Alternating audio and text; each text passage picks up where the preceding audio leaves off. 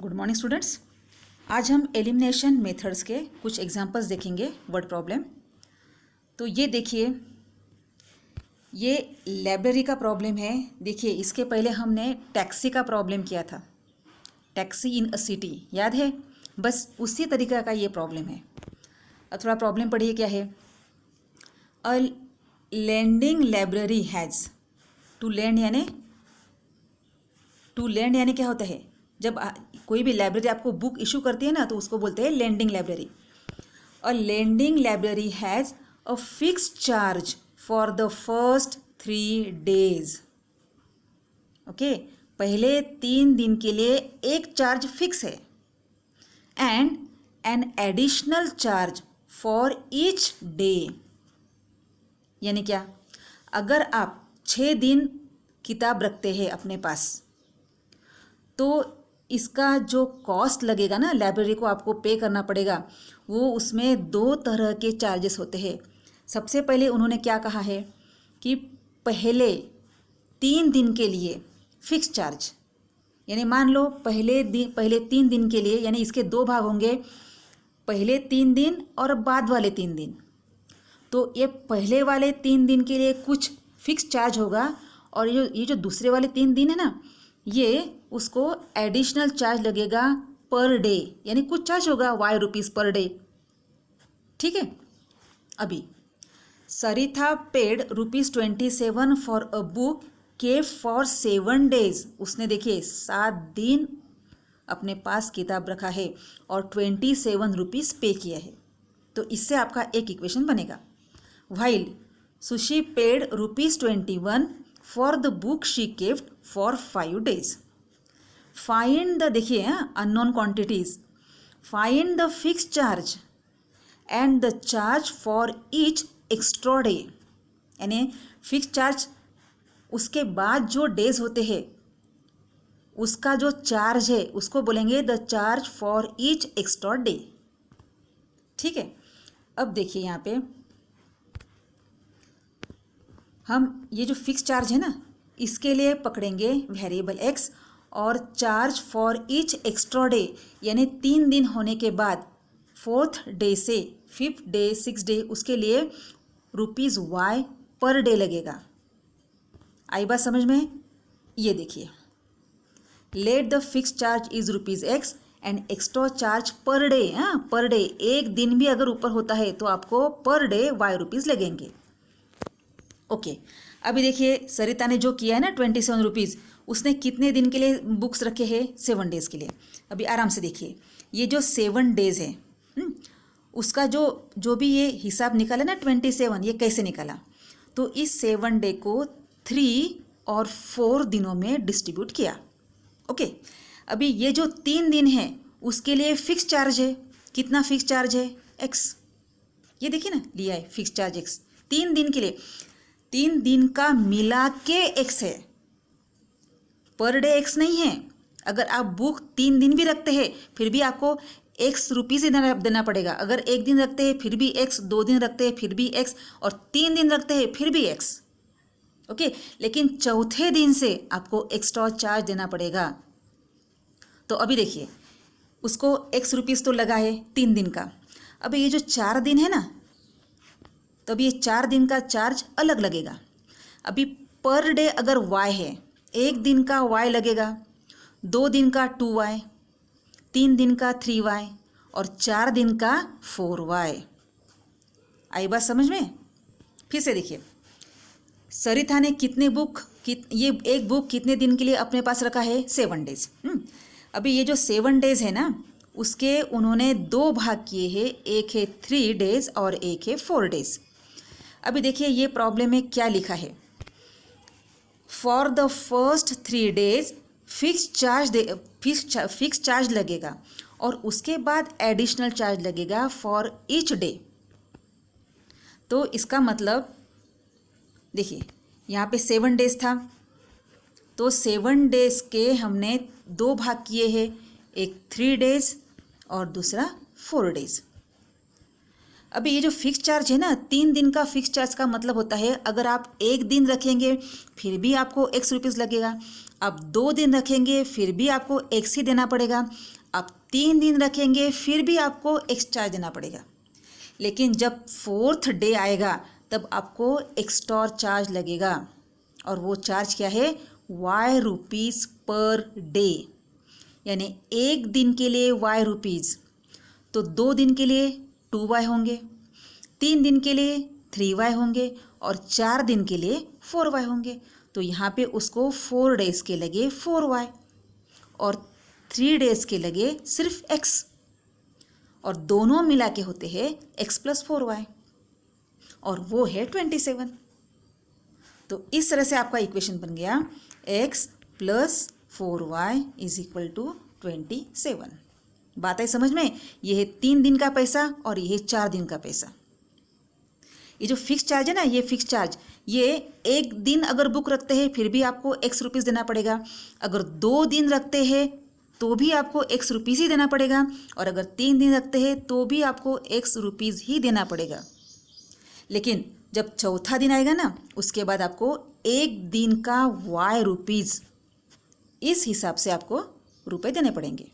तो अगर एक दिन का y है तो 2 दिन का 2y होगा, 3 दिन का 3y होगा, और 4 दिन का 4y होगा।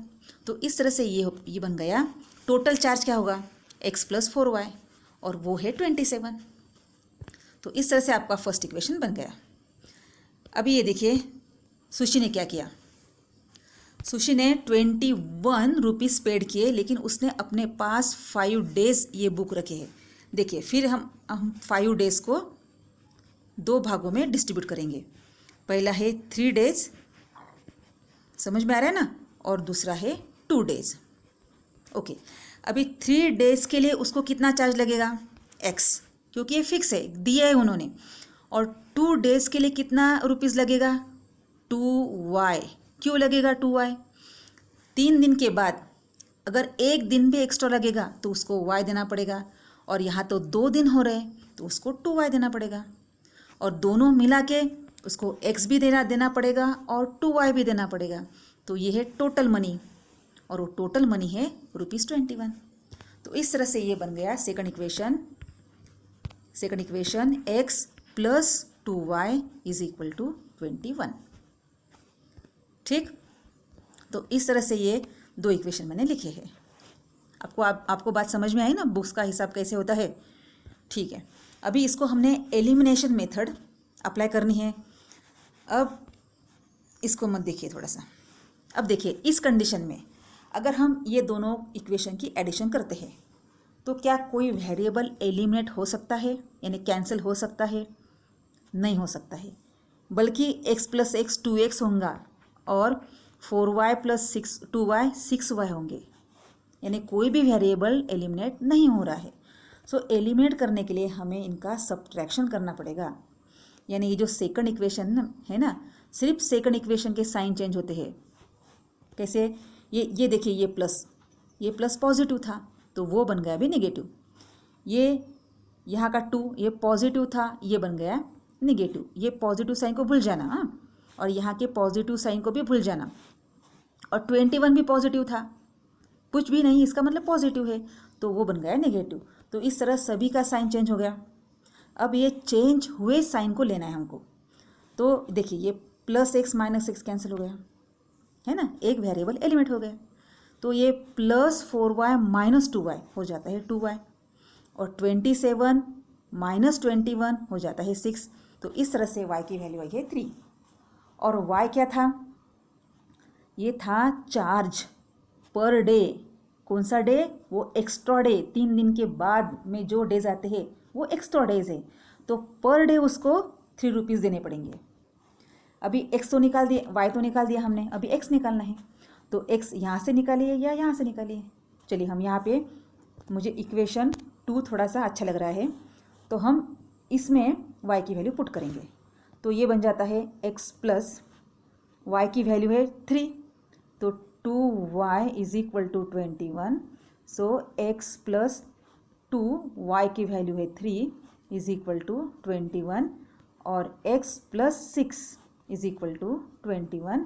सो x = 21, ये +6 उस साइड में चला गया तो माइनस हो गया, तो तो इज इक्वल टू ये हो गया 15। यानी जो फिक्स चार्ज है ना 3 दिन का वो 15 है।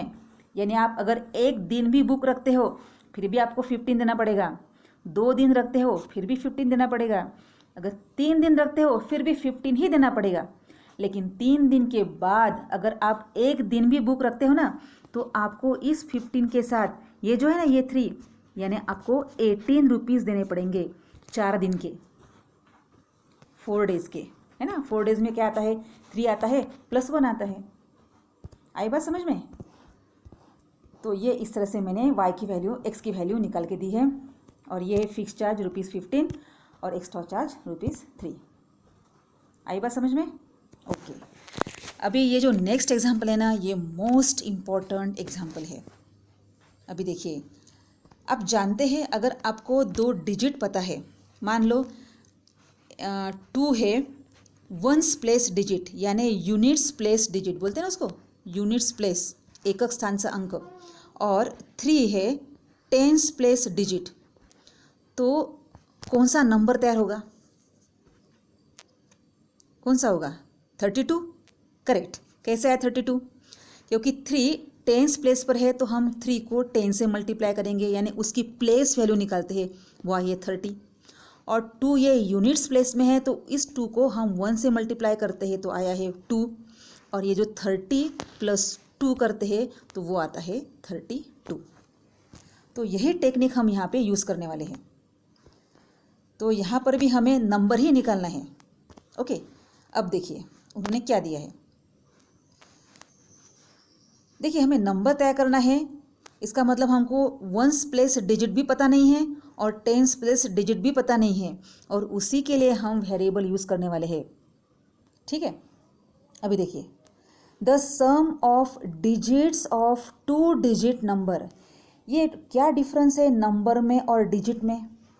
देखिए ये है नंबर 46, अभी 46 में 2 डिजिट्स है 4 और 6, जैसे उनकी सम है 10, जैसे यहाँ लिखा है ना द सम ऑफ डिजिट्स, तो ये है डिजिट्स, 4 और 6 ये डिजिट है, और 4 और 6 डिजिट्स को मिला के नंबर बनता है 46, तो इसको कहेंगे नंबर और 4 और 6 को कहेंगे डिजिट। तो कंडीशन क्या है, the sum of digits of 2 digit number is 9। तो सबसे पहले ऐसे प्रॉब्लम में हम क्या करते हैं, हम डिसाइड करते हैं कि यूनिट्स प्लेस डिजिट क्या है और टेंस प्लेस डिजिट क्या है। ओके, तो मान लीजिए हमने यूनिट्स प्लेस डिजिट लिया है x, ये देखिए यूनिट्स प्लेस डिजिट है x और टेंस प्लेस डिजिट है y। ठीक है, अभी फर्स्ट कंडीशन क्या है कि दोनों डिजिट की सम कितनी है 9, तो क्या हम ऐसे लिख सकते हैं x + y = 9 लिख सकते हैं क्योंकि ये डिजिट है। ठीक है, तो ये बन गया आपका इक्वेशन नंबर 1। देखो यहाँ इन्होंने क्लियर लिखा है the sum of digits of 2 digit number is 9, तो x है वंस प्लेस डिजिट यानी यूनिट्स प्लेस डिजिट और y है टेंस प्लेस डिजिट, तो उनका सम है 9, तो ये फर्स्ट कंडीशन। ठीक है, अब मुझे बताइए अगर x ये यूनिट्स प्लेस डिजिट है, y ये टेंस प्लेस डिजिट है, तो नंबर क्या तैयार होगा। तो देखिए टेंस प्लेस में y है तो उसकी प्लेस वैल्यू 10y होगी, 10 से मल्टीप्लाई करते हैं ना, और x ये यूनिट्स प्लेस पर है तो उसको हम 1 से मल्टीप्लाई करते हैं तो वो x ही रहेगा, तो ये हो गया आपका ओरिजिनल नंबर। ठीक है, अभी सपोज हमने यहाँ पे ये नंबर को एक्सचेंज किया, यानी यहाँ लिया y और यहाँ लिया x, तो नंबर बदल जाएगा।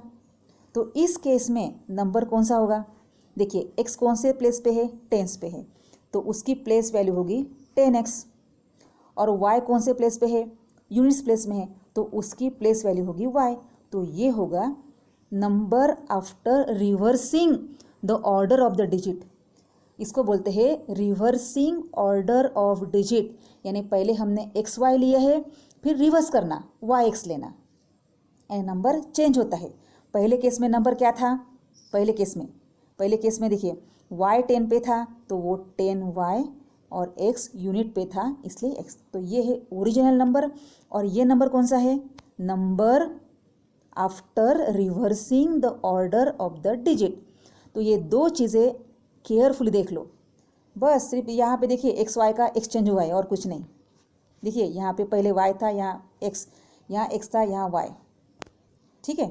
हाँ चलो ये देखिए, units place digit x, tens place digit y, original number बन गया एक्स प्लस 10y।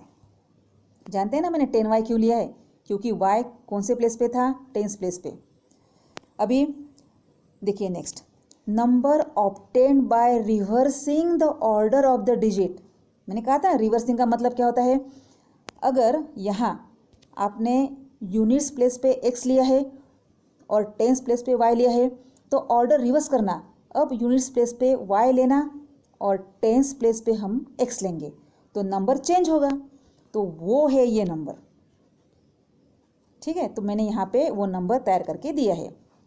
अभी देखिए कंडीशन क्या दी है, एग्जाम्पल में कंडीशन दी है कि 9 टाइम्स दिस नंबर यानी original number is twice the number obtained by reversing the order of the digit. देखिए 9 टाइम्स दिस नंबर यानी x प्लस 10y, ये ओरिजिनल नंबर। इज यानी इक्वल टू, ट्वाइस यानी 2, किसका twice, the number obtained by reversing the order of the digit, और वो तो number बना था y प्लस 10x, है ना। तो अभी इसको सॉल्व करने के बाद आपका इक्वेशन नंबर 2 मिलेगा। तो आपको ये बात समझ में आई है, देखिए क्लियर लिखा है 9 टाइम्स दिस नंबर यानी ओरिजिनल नंबर। देखिए ये 9 टाइम्स दिस नंबर, इज यानी equal to, twice means 2x, twice किसका ट्वाइस से, the number obtained by reversing the order of the digit. तो इस तरह से इस इक्वेशन को सॉल्व करेंगे हम। देखिए ये यहाँ पे सॉल्व किया है, यहाँ पे 2 से अंदर मल्टीप्लाई किया, 9 से अंदर मल्टीप्लाई किया, तो इस तरह से ये 9x आया है। यहाँ पे 90, 2y 20। अब ये सभी स्टेप आप जानते हैं, ओके। अभी स्टैंडर्ड फॉर्म में लाने के लिए ये 2y को इस साइड में लेके आए तो ये माइनस हो गया देखो, और 20x को भी इस साइड में लेके आए तो माइनस हो गया इस स्टेप में। तो इस तरह से ये देखिए 9x माइनस 20x हो गया माइनस 11x, ठीक है ना, और 90 माइनस 2y हो गया प्लस 88y। तो अभी देखिए यहाँ पे 11 कॉमन निकला इन्होंने, तो अंदर रह गया है negative x plus 8 is equal to 0। फिर ये 11 इस साइड में लेके आए, या तो आप ऐसे भी बोल सकते हैं, if a into b is equal to 0 then either a is equal to 0 और b इज इक्वल टू 0। अभी देखिए ये केस में हमने 11 को कॉमन निकाला था तो अंदर रह गया था निगेटिव x प्लस 8 और इज इक्वल टू 0। तो ये था a और ये था b। अभी a तो 0 हो नहीं सकता, 11 तो 0 हो नहीं सकता, तो फिर ये जो ब्रैकेट है ये 0 हो जाएगा, ये 0 हो जाएगा। बस इसको सॉल्व करना है, तो negative x is equal to negative 8 हो गया, तो x is equal to 8, positive 8। Okay नहीं एक मिनट हमने गलती की, हमने y को भूल गए हम, एक मिनट। हाँ निगेटिव 11 को कॉमन निकाला है तो अंदर बन जाएगा, सॉरी पॉजिटिव, हाँ x प्लस 8y, हम y को भूल गए थे, इज इक्वल टू 0। तो 11 तो 0 नहीं होगा, तो ये ब्रैकेट 0 होगा, that means negative x plus 8y it will become 0। तो ये देखिए सेकंड इक्वेशन तैयार। तो इस तरह से ये आपको समझ में आया, ये ऐसे क्यों लिखा, 9 टाइम्स दिस नंबर यानी ओरिजिनल नंबर, इज यानी इक्वल टू, ट्वाइस यानी 2 टाइम्स, किसका 2 times, the number obtained by reversing the order of the digits को उल्टा करने के बाद जो नंबर तैयार होता है यानी न्यू नंबर, तो उसका ट्वाइस। बस फिर इसको ब्रैकेट को सॉल्व किया और x वेरिएबल के पास x वेरिएबल लाया, y के पास y लाया और एक इक्वेशन तैयार कर दिया। तो इस तरह से हमें 2 इक्वेशन मिल गए, ये फर्स्ट इक्वेशन और ये सेकंड इक्वेशन। अभी हमें इसको सॉल्व करना है बाय एलिमिनेशन मेथड। ओके तो कैसे करेंगे बाय एलिमिनेशन मेथड। अब यहाँ देखिए ऑलरेडी यहाँ पे ये निगेटिव साइन है और ये पॉजिटिव साइन है, यानी यहाँ पे आपको सब्ट्रैक्शन करने की ज़रूरत नहीं है, यहाँ पे एडिशन ही करना पड़ेगा। तो इस टर्म में देखिए ये कैंसिल हो जाएगा, तो ये y प्लस 8y हो गया 9y, 9y is equal to 9, so y is equal to 1। अभी y इज इक्वल टू 1 आप एक तो इस इक्वेशन में रखो या इसमें रखो। तो अगर हम y इज इक्वल टू 1 इस इक्वेशन में रखते हैं तो हमें x की वैल्यू आती है 8। तो इस तरह से यूनिट्स प्लेस डिजिट हो गया 8 और टेंस प्लेस डिजिट हो गया 1। तो आपका जो नंबर है ना, ओरिजिनल नंबर, ये हो गया 18। देखिए ना, यूनिट्स प्लेस में 8 है ना, और टेंस प्लेस में कौन है, 1 है। तो 1 टेंस प्लेस में है, उसका प्लेस वैल्यू हो गया 10, और 8 यूनिट्स प्लेस में है तो उसकी प्लेस वैल्यू हो गई 8। तो ये नंबर हो गया 18। और आप जानते हैं, after reversing the order of the digits the new number will be 81। Order change किए, ये 1 की जगह 8 और 8 की जगह 1। तो इस तरह से ये जो एग्जाम्पल है ना 2 डिजिट वाला, ये मोस्ट इम्पॉर्टेंट एग्जाम्पल है, और बल्कि बहुत इजी है क्योंकि ऐसे प्रोसेस हमने जूनियर क्लास में की है। ओके, ठीक है।